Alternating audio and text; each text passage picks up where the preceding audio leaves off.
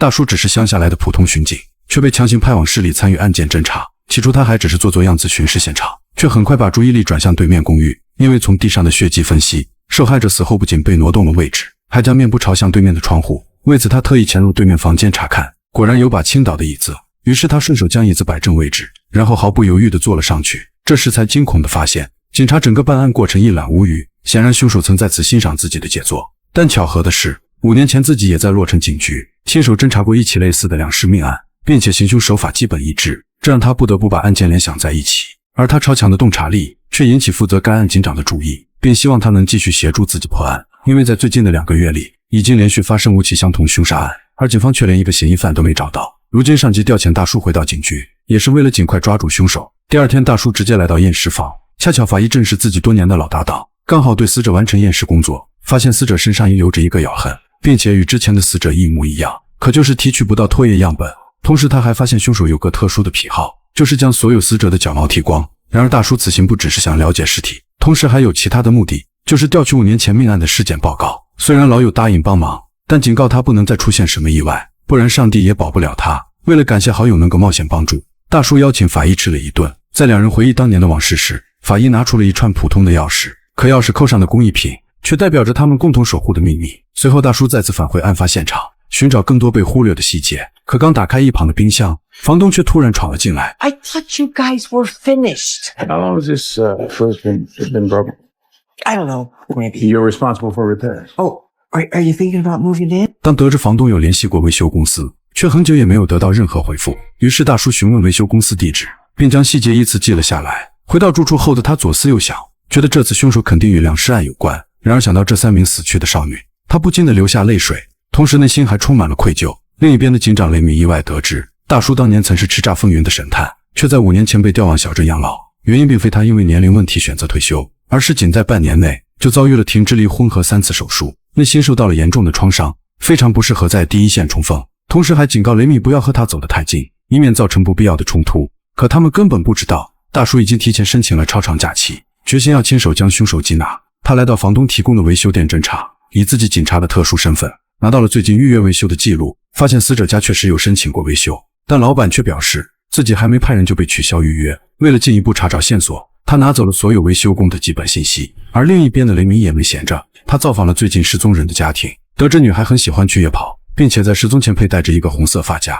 由于连续发生几起命案，雷米感到前所未有的重负，仿佛一块巨石压在心底。可很快警方又发现一具尸体，这已经是第6起命案。为了找到失踪女孩，雷米拿出随身照片进行对比，还好不是那个失踪的女孩，但大叔却突然出现，于是调侃他不是在休假吗？然而大叔并非有意前来，而是给雷米提供破案的线索。他拿出之前找到的维修工名单，觉得凶手肯定是其中一人，于是2人来到酒吧分析凶手。经过雷米的详细了解，除了第5名受害人在家中发现，其余都是在城市北区遇害，然后被凶手带到南区进行抛尸。而在南区遇害的死者却截然相反，或许这是凶手在分散警方视线。经过大叔的调查发现，凶手至少拥有2辆超棒的座驾，而且公里数也不会很低。然而在受害者身上留下牙印，可能只有尸体才能让他产生快感。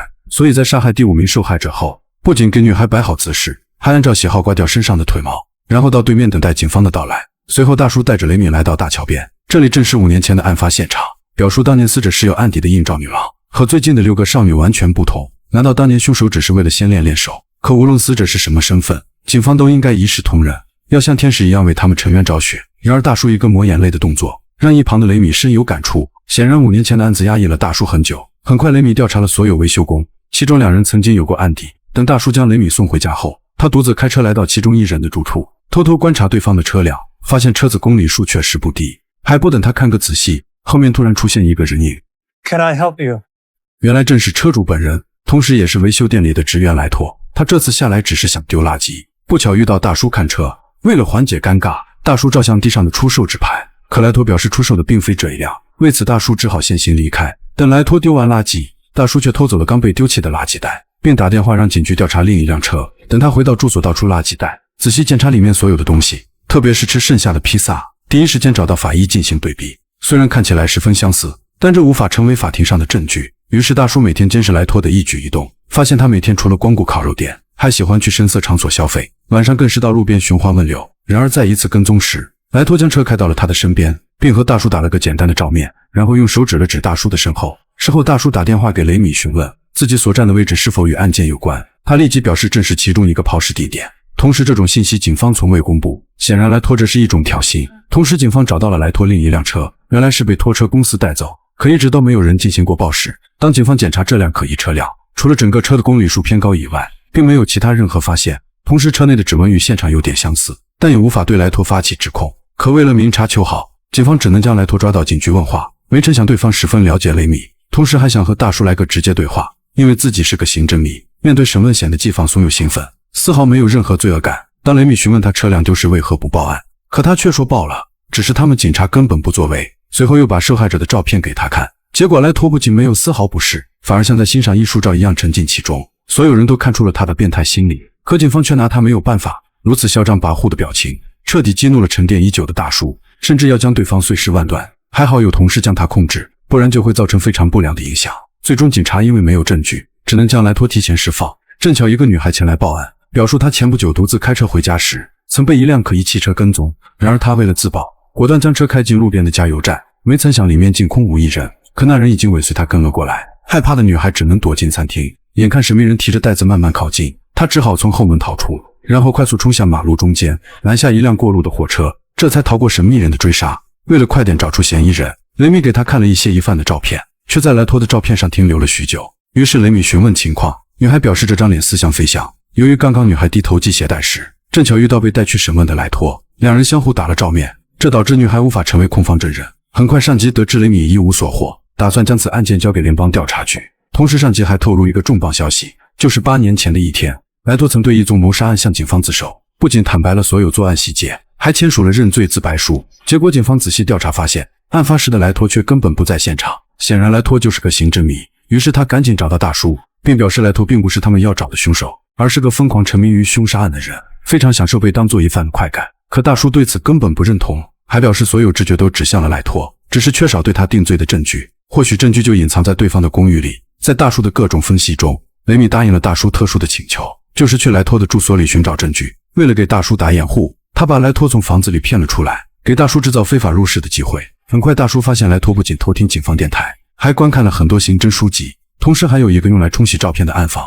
更诡异的是，他竟然发现地板下有个暗格，里面的箱子里装有各种凶杀案的新闻简报，同时包括5年前大叔调查过的案子。而莱托没有等到雷米，警觉性的他果断打电话报警。很快警察闯入他的房间，结果什么都没有发现。原来大叔在警察到来之前，提前爬上了一旁的屋顶，成功避开了警方视线。雷米发现了站在一旁的莱托，知道这一切都是莱托所为。第二天两人开始对莱托进行监视，以防他再次行凶作案，可对方却没有丝毫的破绽。为了能够将莱托捉拿归案，雷米彻夜的死守岗位。为了缓解他的疲劳，大叔走进超市购买咖啡提神，而在车旁边的电话亭突然响起。面对如此诡异的电话，好奇的雷米不得不下车去接听，不料这是莱托故意而为之，目的就是为了戏耍眼前的警察。此时雷米根本压不住心火，直接将莱托摁在铁门上，并问他说出夜跑女孩的下落。 You don't want to know. Not really. Okay. I'll take you to her. 虽然知道这么做不符合程序，但他不想被眼前的变态戏耍下去，于是坐上了莱托的车。然而两人刚刚离开，就被买完咖啡的大叔看见。为了保证雷米的安全，大叔果断开车跟了上去。很快两人来到一处庄园门口，莱托拿出一把钥匙，让雷米将前面的铁门打开。随后他们开车来到一片空地，很快两人便走下车，而雷米在莱托的指引下，慢慢移动到他指定好的位置，表示女孩就埋在这里。紧接着莱托丢出一把土锹，显然雷米肯定不会自己挖掘，可等对方拿起土锹又递了回来。为了快点找到证据，他只好接过手中的工具，然后乖乖的自己动手。而另一边的大叔却跟丢了两人，无意间错过了一旁的铁门。此时的莱托似乎玩得不过瘾，让雷米换个地方挖掘。虽然已经精疲力尽，但也不得不照着莱托意思。然而接连挖掘了几处，莱托依旧不停更换其他地方。此时莱托开始描述雷米的家人，还讽刺雷米不是个好丈夫好父亲，假如自己有同伙的话，现在就可以抓走他的家人。结果雷米一气之下扇了一把，没曾想刚才滔滔不绝的莱托，现在却趴在地上一动不动。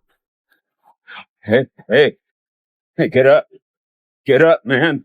这时的雷米才知道自己竟无意间将其打死。此时的大叔姗姗来迟，看见倒下的莱托就知道发生了什么，他淡定地走上前去。然而雷米还想解释过程，可大叔让他什么都不要说，只管先把人埋掉，等他回来之后再做处理。首先他将车辆丢给了混混，然后走进莱托的家，将所有的衣服全部打包，并带走了地板下的那个铁箱。最后找到雷米，一同将尸体掩埋掉，并交代雷米哪里都不要去，就在家里好好待着。几天后，雷米收到一封来信，里面的纸条写着别当天使，同时附带着一枚红色发卡。虽然现在都不知道女孩在哪，殊不知此时的大叔正在焚烧莱托的私人物品，而那个地板下的铁盒却是什么都没有存放过。在影片的最后，就是大叔手里拿着新买的发卡，里面唯独缺少的就是那个红色。